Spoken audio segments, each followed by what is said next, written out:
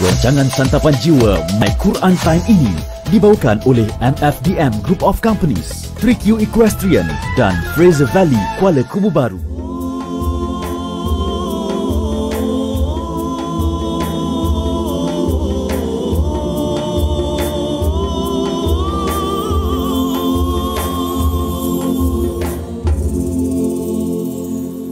Bismillahirrahmanirrahim.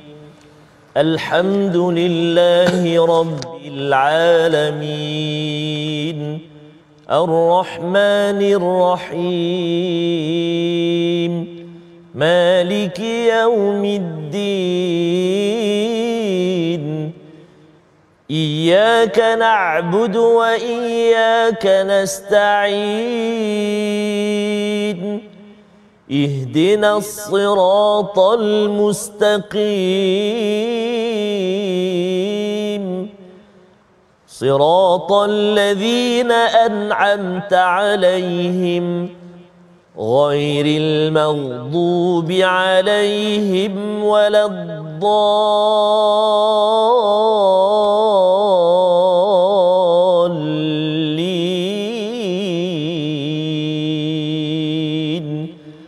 Amin.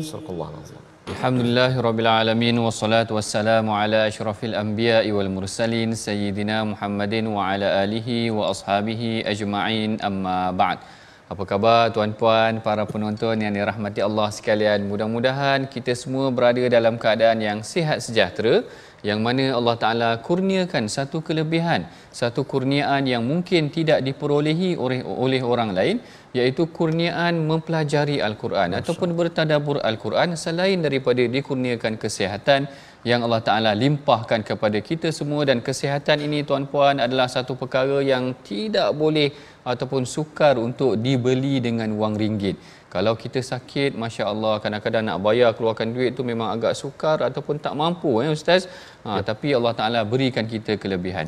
Seperti biasa, bersama dengan kita hari ini adalah Ustaz Tarmizi kita. Saya confused sedikit lah. Alhamdulillah. Ustaz Tarmizi kita, apa khabar Ustaz? Sihat Ustaz? Masya-Allah. Hari ini Alhamdulillah. Hari ini macam gabungan hijau kuning. Hijau kuning ini. Macam Kedah. Pulun Kedah. Okay. Jangan marah. Jangan marah orang negeri lain. Hari ini ada gabungan hijau kuning, iaitu gabungan antara qari dan juga pentadabbur kita. Mudah-mudahan kita dapat meneroka halaman daripada 554 daripada surah Al-Jumu'ah dan juga surah Al-Munafikun. Tapi sebelum kita membaca ataupun mempelajari ayat-ayat suci Al-Quran kita pada hari ini, mari sama-sama kita bacakan doa ringkas, iaitu yang pertamanya, subhanaka la ilma lana illa ma 'allamtana innaka antal alimul hakim rabbi zidni ilma. Baik tuan-puan yang dirahmati Allah sekalian, sebelum kita terus masuk kepada halaman 554 ini, kita bacakan dahulu sinopsis kita, iaitu pada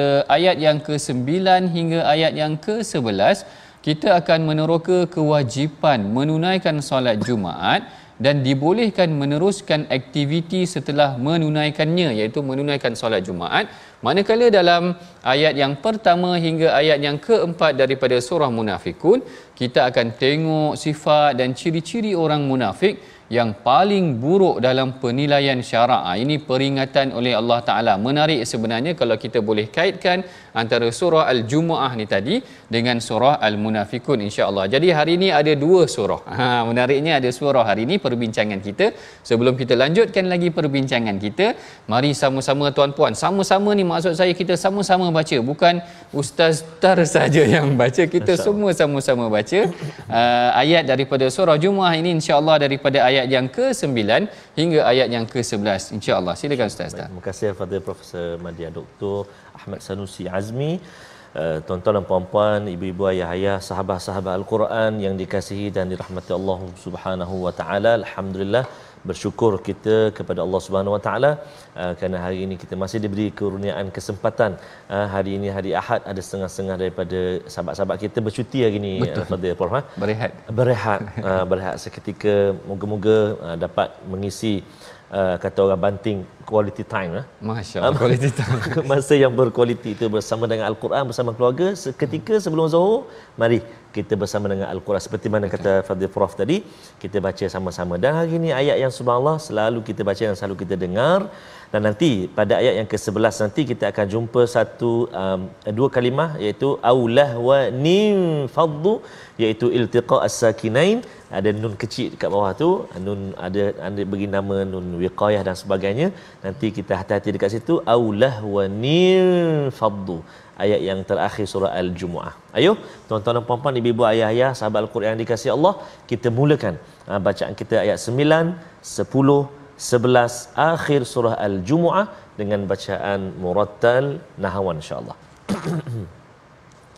A'udzu billahi minasy syaithanir rajim.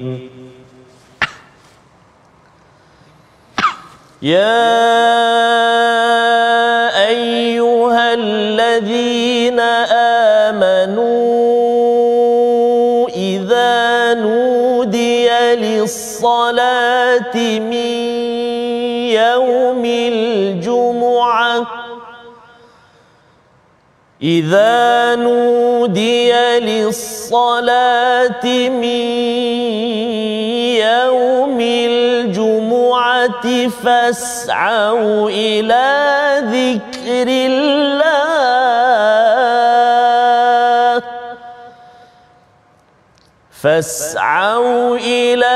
ذكر الله وذروا البيع ذلكم خير لكم إن كنتم تعلمون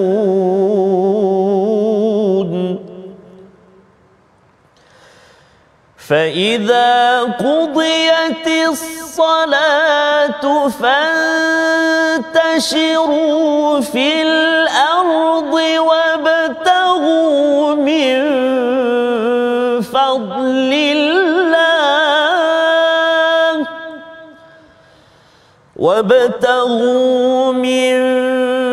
فضل الله واذكروا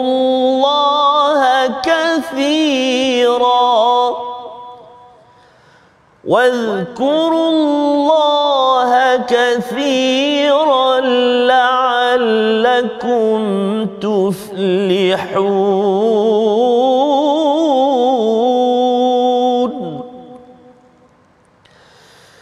وإذا رأوا تجارة أو لهوا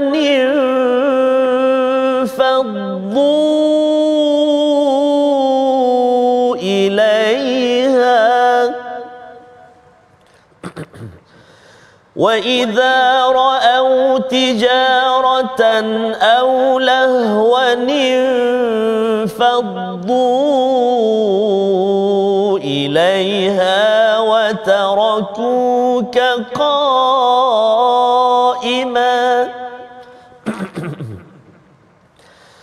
أو لهوا انفضوا إليها وتركوك قائما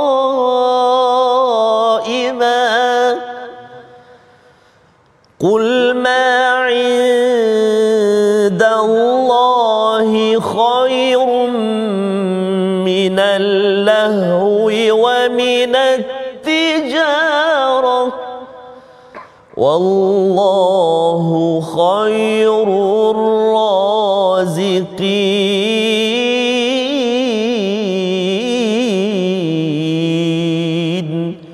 صدق الله العظيم.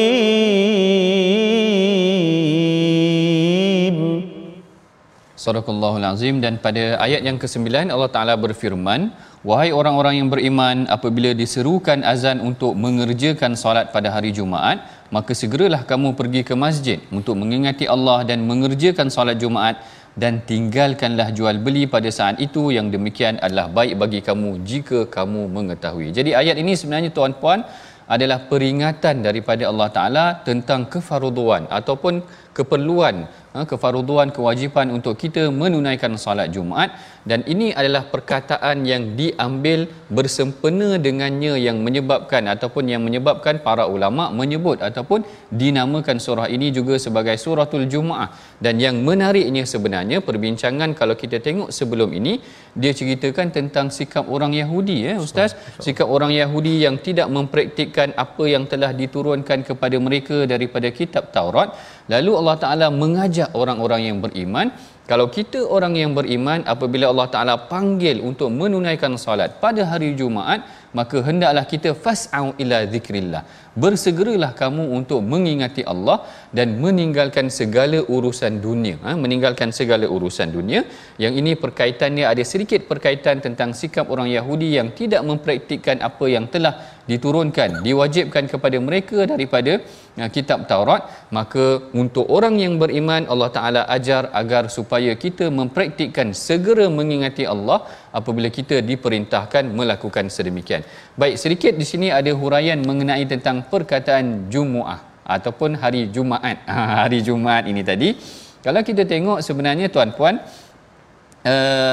Allah Ta'ala dalam surah ini disebutkan tentang perkataan Jumu'ah ataupun Jumaat. Hari Jumaat, orang Melayu panggil hari Jumaat, yang mana Al-Imam Baghawi menceritakan perkataan kalimah Jumu'ah ini diambil daripada kerana hari itu dihimpunkan segala kejadian.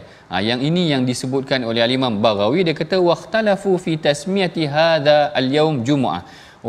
Para ulama berselisih pendapat kenapa dinamakan hari Jumaat.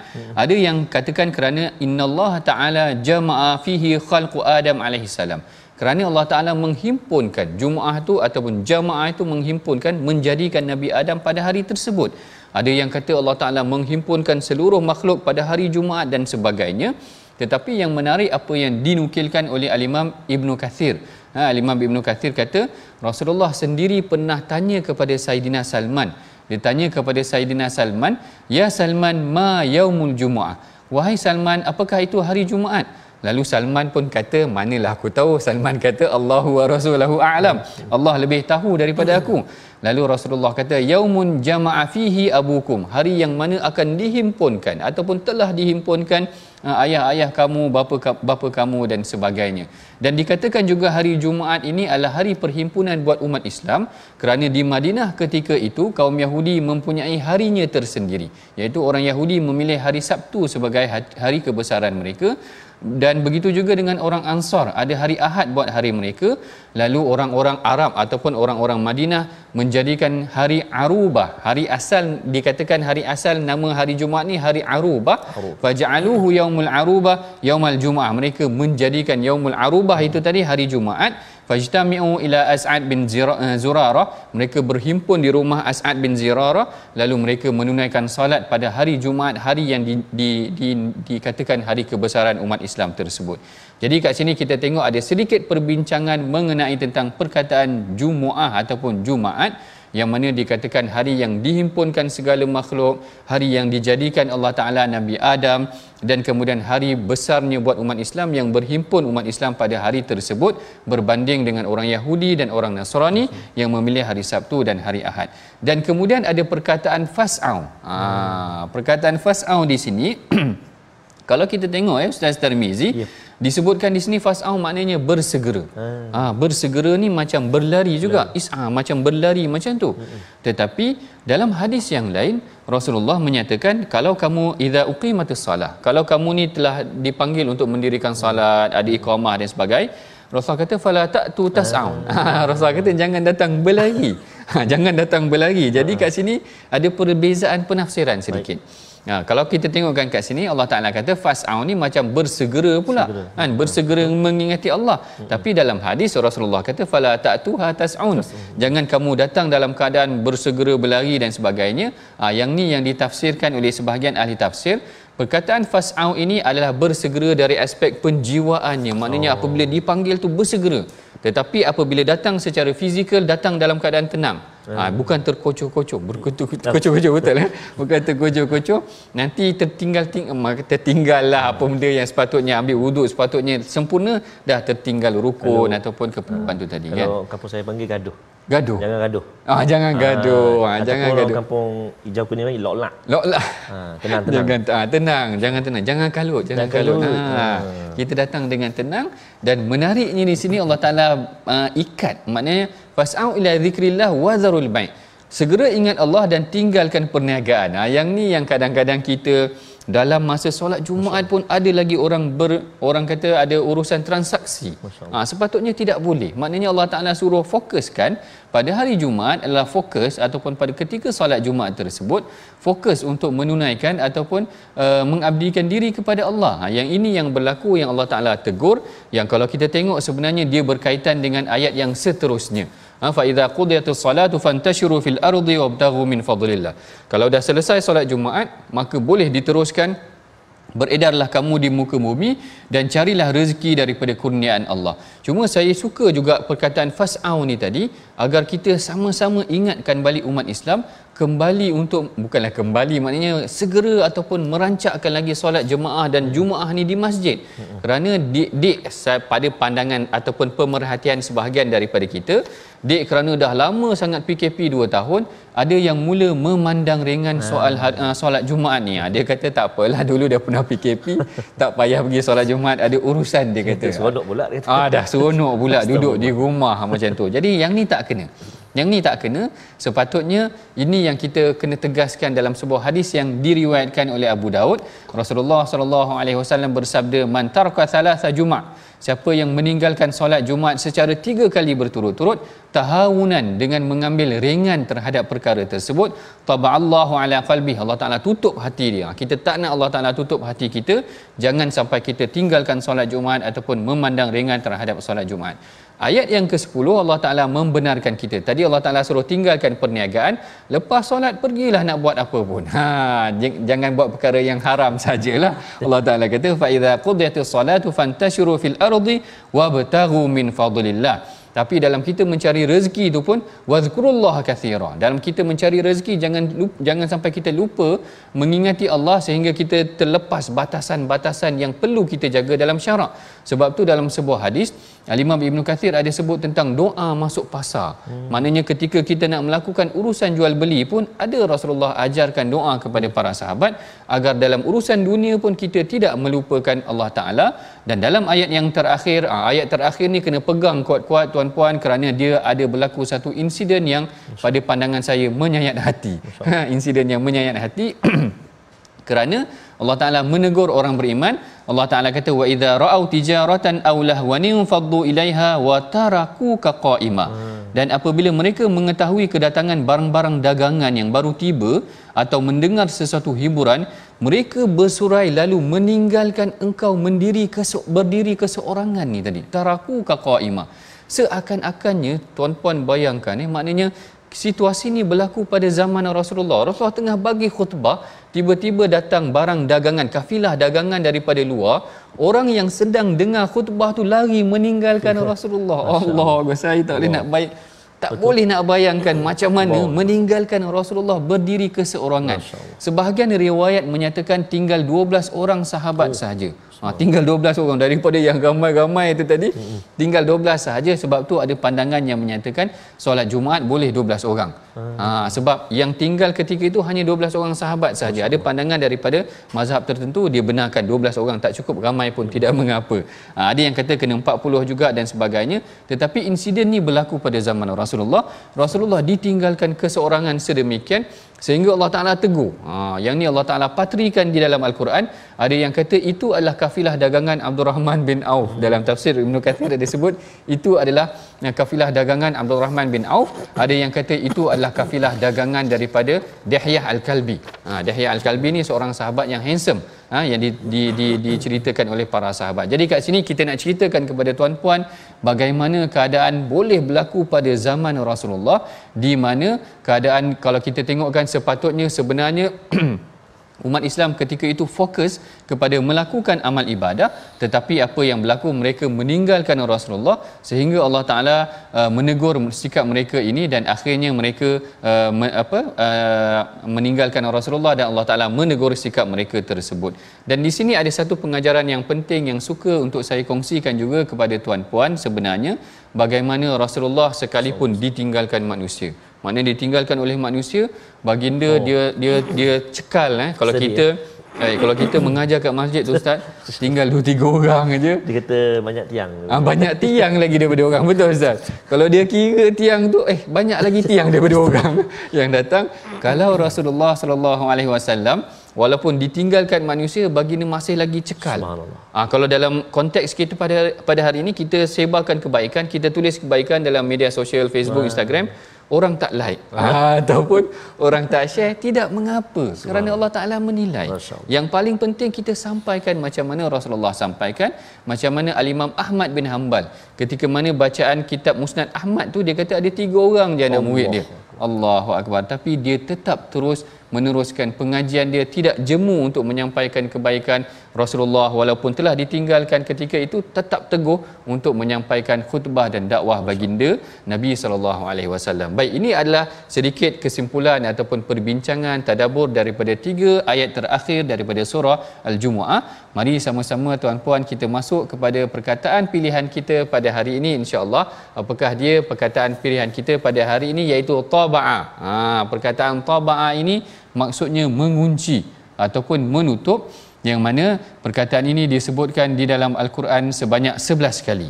Sebanyak 11 kali, yang kalau kita tengok daripada halaman 554 ini, ianya disebut dalam ayat yang ketiga daripada surah Munafikun, fatubi'a ala qulubihim, maknanya hati mereka telah tertutup. Dan ini juga sebenarnya kita telah bincangkan tadi dalam perkataan ataupun dalam hadis Nabi, yang mana orang yang meninggalkan solat Jumaat 3 kali, taba'allahu ala qulubihim, Allah Ta'ala akan menutup pintu hati mereka. Yang ni kita tak nak tuan-puan. Kita berharap mudah-mudahan kita adalah orang yang sentiasa mengingati Allah Subhanahu Wa Ta'ala, dan mudah-mudahan kita tidak terpengaruh dengan perkara lahwan. Kalau kita tengok kat sini, tijaratan, perkara yang menyebabkan manusia ni meninggalkan Allah Ta'ala adalah kerana duit perniagaan mereka, ataupun lahwanin, ataupun perkara yang sia-sia. 2 perkara ni Allah Ta'ala tegur. Yang ni 2 perkara ni kita kena ingat, jangan kehidupan dunia kita, duit kita melalaikan kita daripada Allah Ta'ala. Jangan perkara yang sia-sia, lahwanin. Lahwan ni tadi, permainan dunia ini menyebabkan kita menjauhkan diri kita daripada Allah Subhanahu Wa Ta'ala. Jadi ini adalah sesi perbincangan kita yang pertama daripada 3 ayat terakhir suratul Jumu'ah. Kita akan teruskan lagi perbincangan kita selepas daripada ini. Jangan ke mana-mana, baca, faham dan amal, insya-Allah.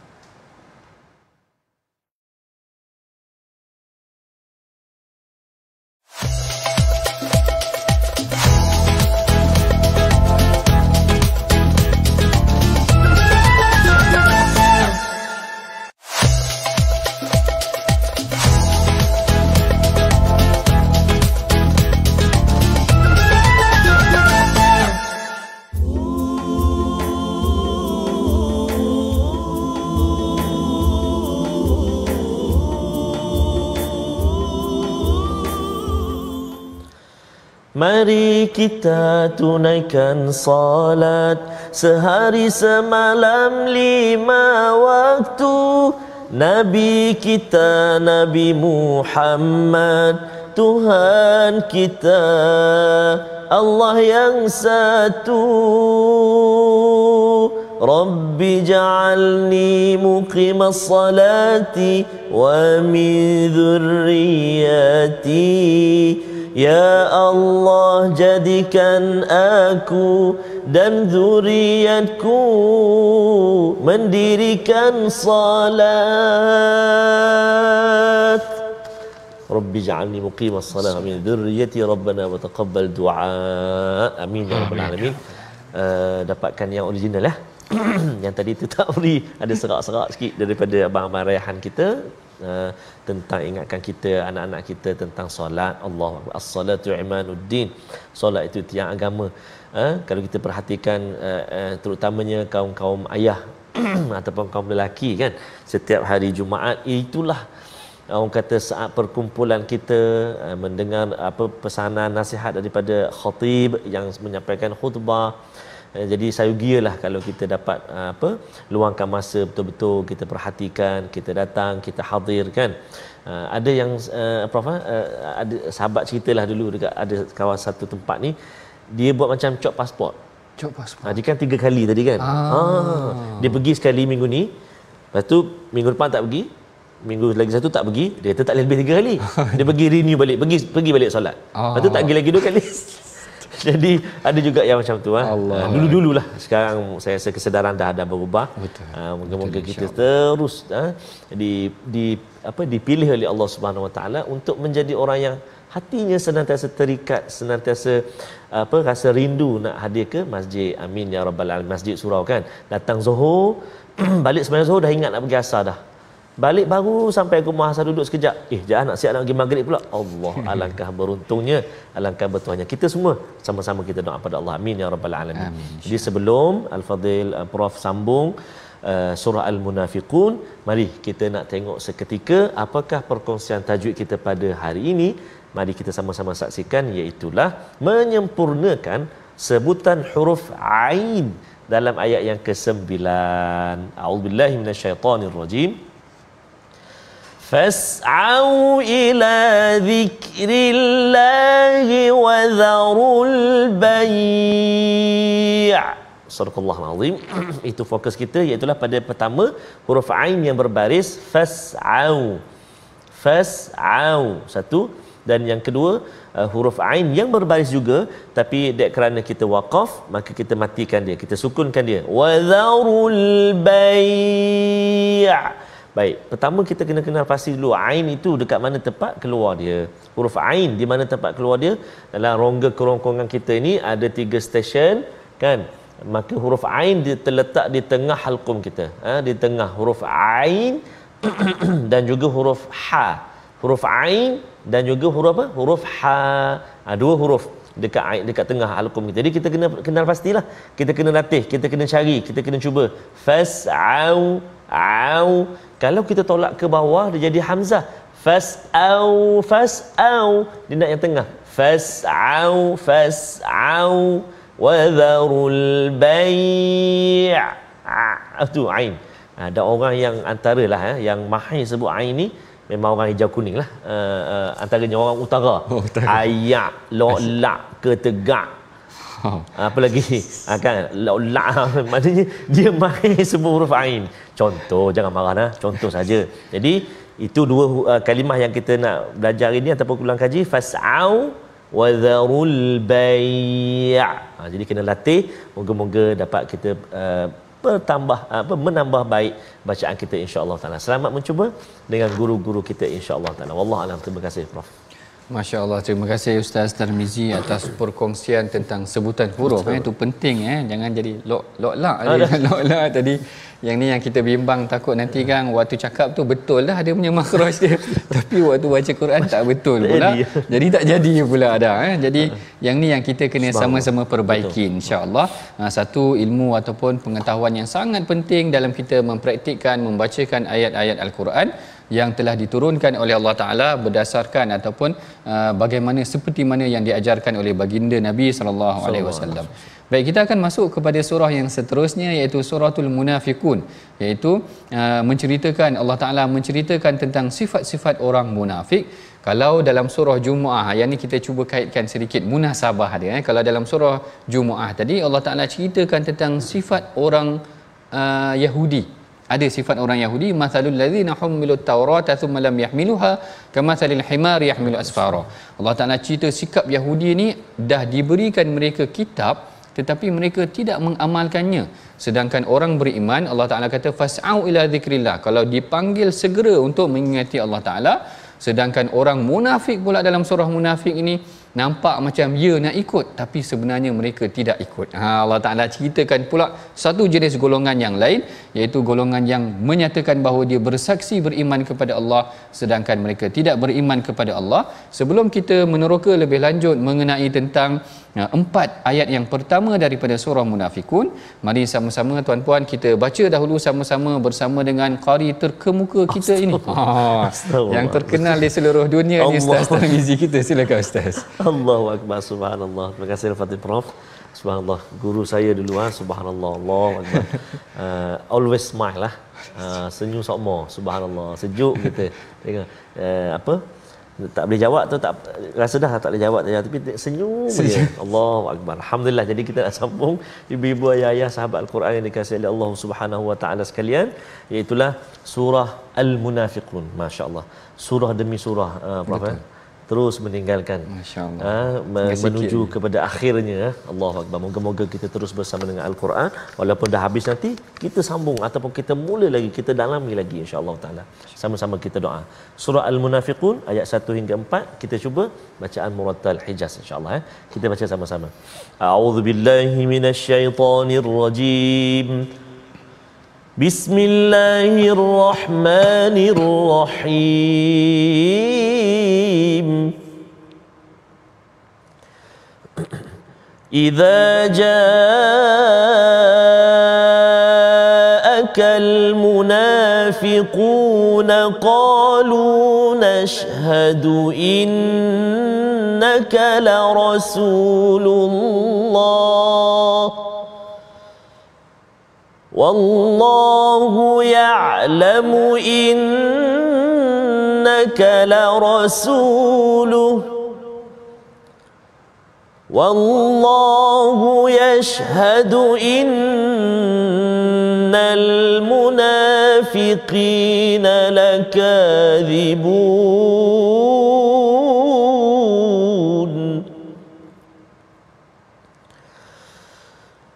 اتخذوا أيمانهم جنة فصدوا عن سبيل الله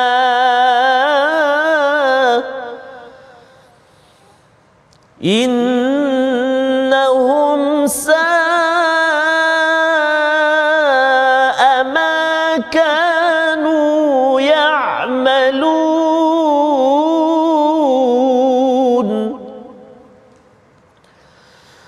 ذلك بأنهم آمنوا ثم كفروا فطبع على قلوبهم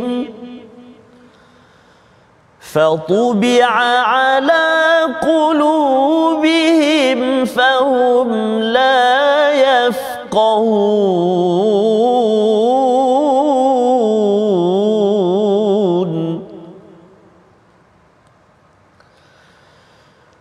وإذا رأيتهم تعجبك أجسامهم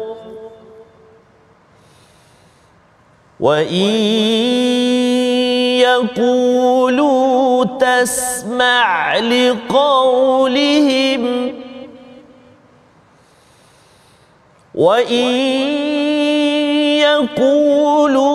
تسمع لقولهم كأنهم خشب مسندة يحسبون كل صيحة عليهم هم العدو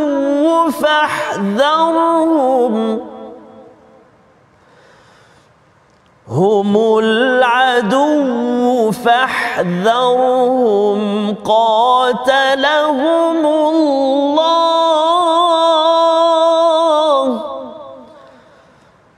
قاتلهم الله أنى يؤفكون.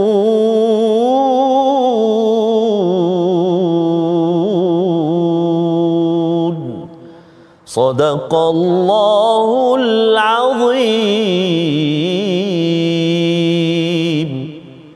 Sadaqallahul azim. Dan pada ayat yang pertama daripada surah Munafikun, Allah Ta'ala berfirman, apabila orang-orang munafik datang kepadamu, wahai Muhammad, mereka berkata, kami mengakui bahawa sesungguhnya engkau benar-benar Rasulnya. Dan Allah sesungguhnya mengetahui bahawa engkau ialah Rasulnya serta menyaksikan bahawa sesungguhnya pengakuan mereka itu adalah pengakuan yang dusta.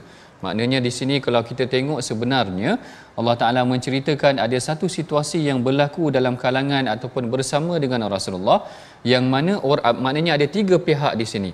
Orang munafik mengaku di hadapan Rasulullah bahawa sebenarnya dia beriman kepada Rasulullah, dan Rasulullah ada ketika itu, tetapi yang memberikan penjelasan ataupun yang memberikan pendedahan mengenai tentang keimanan mereka adalah Allah Ta'ala sendiri. Allah Ta'ala ceritakan kepada Rasulullah, wallahu yashhadu innaka la rasuluhu. Allah Ta'ala kata, kami menyaksikan memang sebenarnya engkau benar-benar Rasul. Wallahu yashhadu innal munafiqina lakadzibun. Dan Allah Ta'ala bersaksi bahawa orang munafik ini adalah orang yang mendustakan ataupun pendusta ataupun mendustakan kamu. Jadi sebelum kita masuk lebih lanjut mengenai tentang surah Munafikun, ada sedikit perbincangan mengenai tentang latar belakang surah Munafikun ini. Surah Munafikun ini dikatakan diturunkan di Madinah. Secara majoritinya ulama berpandangan sedemikian kerana memang kaum munafik hanya muncul ataupun muncul ketika mana Rasulullah sallallahu alaihi wasallam terzahir berlakunya ketika mana di Madinah. Dan dikatakan ayat ini berlaku adalah apabila berlakunya insiden-insiden yang menunjukkan kegairahan mereka untuk mengenakan Rasulullah sallallahu alaihi wasallam. Permulaan mereka nak kenakan Rasulullah tu daripada awal Rasulullah datang ke Madinah lagi. Waktu perang Badar mereka menghasut umat Islam agar jangan pergi berperang. Waktu perang Uhud mereka menghasut orang Islam supaya balik daripada peperangan. Bayangkan Rasulullah keluar bersama dengan 1000 tentera, orang munafik hasut sampai 200 balik-balik. Kemudian lepas daripada perang Uhud berlakunya perang Bani Khaybar dan sebagainya, kita tengok bagaimana munafik ini dia menjanjikan kepada bukan Bani Khaybar, Bani Nadir. Dia menjanjikan kepada Bani Nadir bahawa kami akan menghantar 2000 tentera kami. Tetapi bila dah janji macam tu, bila Rasulullah keluar tak jadi hantar pun. Dia orang ni main-main aja. Main-main saja. Mereka ini benar-benar seperti mana yang diungkapkan oleh Allah Ta'ala, innahum lakadzibun ataupun innal munafiqina lakadzibun. Sesungguhnya orang munafik ini adalah orang yang pendusta. Jangan kita terpengaruh walaupun kita bergurau, jangan kita terpedaya dengan sikap dusta ini. Nak bergurau pun sebenarnya kita tidak boleh bermain-main ataupun menipu terhadap sesuatu perkara tersebut. Dan dikatakan sebenarnya surah ini turun dalam peperangan Bani Mustalik yang berlaku sekitar tahun 6 Hijrah, yang mana sebenarnya ada pergaduhan berlaku antara kaum Muhajirin dan Ansar, yang mana mereka dah duduk 6 tahun di Madinah. Berlaku sedikit perselisihan antara Jahjah bin Mas'ud. Saya suka nama ni, Jahjah. Nampak macam pelik sikit namanya, Jahjah, dengan Sinan bin Wabar. Sinan bin Wabar, nama pun dua-dua agak aneh. Jahjah bin Mas'ud dengan Sinan bin Wabar berselisih ketika nak mengambil air di telaga Muraisi', kalau tak silap saya. Nak ambil air tu berselisih sehingga Jahjah ni tadi panggil kaum Muhajirin. Dia mengungkapkan balik syair-syair mereka. Begitu juga dengan kaum Ansar, panggil kaum mereka sehingga mereka dah mula nak bergaduh. Bila nak bergaduh ni tadi dileraikan oleh Rasulullah ataupun dileraikan oleh para sahabat, sehinggalah Abdullah bin Ubay bin Salul menyatakan, lain raja'na ilal madinati la yukhrijanna al-a'azzu minhal adzal. Tengok nanti, dia kata, dia orang ni bergaduh memecah belahkan sesama kita, balik Madinah nanti kita akan keluarkan orang-orang yang hina ni tadi. Dia panggilnya kumpulan Rasulullah ni sebagai orang yang hina. Maknanya masya-Allah. Kalau dari aspek kita dah pernah bincang sebelum ni, cara Abdullah bin Ubay ni menghina Rasulullah sangat keji sebenarnya tuan-tuan, sehingga dia meletakkan Rasulullah ni lebih rendah Allah sampai menggunakan elemen air kencing pun ada. Maknanya dia kata, kenapa kau bawa air bekas Rasulullah Muhammad ni tadi, kenapa kau tak bawa air kencing aja? Macam tu gambarannya. Sikap yang ditunjukkan oleh Abdullah bin Ubay ni tadi sangat kasar terhadap Rasulullah, tetapi Rasulullah masih menyantuni mereka. Ini background ataupun latar belakang, konsep ataupun kisah konteks asalnya bagaimana Allah Ta'ala sehingga menurunkan satu surah khas buat mereka. Allahu Akbar. Khas buat kaum ini kerana mereka melawan Allah Ta'ala, berpaling ataupun merancang belakang untuk memusuhi Allah dan Rasulnya. Yang ini kita akan tengok banyak sebenarnya dalam ayat-ayat Al-Quran bagaimana Allah Ta'ala mencerca sifat mereka. Kemudian kita tengok ayat yang pertama, Allah Ta'ala kata idza ja'akal munafiquna qalu nashhadu innaka la rasulullah. Yang mana orang munafik ini apabila berdepan dengan Rasulullah, mereka menyaksikan diri mereka sebagai orang yang beriman dengan Rasulullah. Syahadah ini adalah perkara yang bukan hanya diungkapkan dengan mulut. Sebab tu saya suka untuk tampilkan contoh syahadah terbaik sebenarnya adalah syahadah Saidina Abu Bakar. Kerana dikatakan iman Abu Bakar ini lebih berat daripada iman sebahagian daripada para sahabat. Syahadah dia menyaksikan bagaimana dia dipijak oleh tentera Quraisy ataupun orang Quraisy ketika mempertahankan Rasulullah. Syahadah yang benar adalah syahadah yang menjemput keimanan para sahabat yang lain. 5 orang mubasysyirin bil jannah, 5 orang yang dijanjikan syurga ini semua menyaksikan beriman kepada Allah Ta'ala di tangan Abu Bakar. Ini syahadah yang sebenar, syahadah yang mempertahankan Islam, syahadah yang mengajak orang Islam memeluk ataupun orang lain memeluk Islam, syahadah yang memuliakan Allah Ta'ala. Ini syahadah yang ditunjukkan oleh Sayyidina Abu Bakar berbanding dengan syahadah kaum munafik ini tadi. Di hadapan Rasulullah dia berjanji macam-macam, orang kata berjanji langit dan bulan dan bintang, bukan langit, bulan dan bintang, tetapi di belakang Rasulullah dia tikam belakang ataupun dia merancang untuk menjatuhkan Rasulullah. Kemudian dalam ayat yang kedua Allah Ta'ala menyebutkan 2 sifat kejahatan orang munafik. Apa sifat mereka? Ittakhadhu aymanahum junnatan fasaddu an sabilillah. Yang ni yang diceritakan oleh Al-Imam Syekh Tantawi. Dia kata Allah Ta'ala mendedahkan 2 sifat buruk mereka, iaitu yang pertamanya adalah dia bersumpah dengan kejahatan. Ittakhadhu aymanahum junnatan, maknanya dia menipu. Depan Rasulullah tadi penyaksian dia pun menipu, yang ni pun dia menyaksi ataupun dia bersumpah wallahi Muhammad, wallahi demi Allah Muhammad kami beriman kepada engkau. Dan dalam masa yang sama Allah Ta'ala kata fasaddu an sabilillah. Dahlah dia menipu Rasulullah, dia menghalang orang daripada jalan Allah.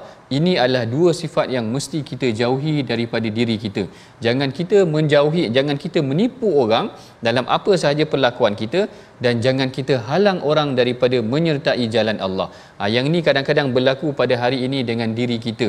Kita kadang-kadang ni mungkin tak dapat sangat nak join program-program yang baik ni, tapi jangan menghalang orang pergi kepada rancangan-rancangan ataupun program-program yang baik. Kadang-kadang kita rasa macam ada rasa jealous sikit untuk tengok orang rajin pergi masjid ke. Jangan sampai ada sikap yang sedemikian. Kita bimbang kita ada sedikit ciri-ciri orang yang menghalang manusia daripada jalan Allah. Jangan kita halang orang daripada menyertai perkara-perkara kebaikan. Dalam ayat yang ketiga pula Allah Ta'ala menceritakan tentang sifat mereka yang Allah Ta'ala telah tutup hati mereka. Dzalika bi'annahum amanu thumma kafaru fatubi'a ala qulubihim fahum la yafqahun. Mereka ni menunjukkan macam mereka ni beriman tetapi sebenarnya mereka tidak. Kemudian ayat yang keempat ni ada sedikit pujian. Allah Ta'ala kata wa idza ra'aitahum tu'jibuka ajsamuhum. Kalau kamu tengok mereka ni, kamu akan rasa kagum dengan susuk tubuh mereka. Yang ni yang disebutkan dalam Syekh Tantawi kata Abdullah bin Ubay bin Salul ni orang ni handsome. Orang dia smart. Kalau kita tengok Abu Lahab pun orang dia smart. Orangnya handsome, tetapi dia tidak menggunakan nikmat yang Allah Ta'ala berikan kepada dia untuk melakukan kebaikan. Sebab tu Allah Ta'ala kata benda ni sia-sia. Maknanya kalau dah dikurniakan kehandsomean tu tetapi tidak menggunakannya, rugilah. Jadilah macam Ustaz Tarmizi kita. Masya Allah, dah handsome, suara pun sedap.